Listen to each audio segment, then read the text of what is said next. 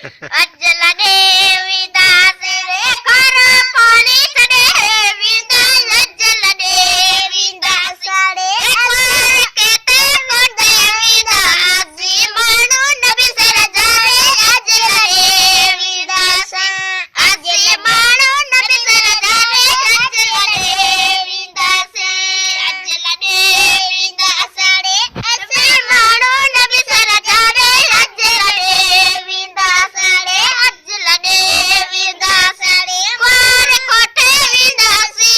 अजी मानो नबी सर जावे अजल देवीदास अंजल देवीदास रे कोर कोठे विदासी अजी मानो नबी सर जावे अजल देवीदास छबरी जकारो पानी छड़े विदास रे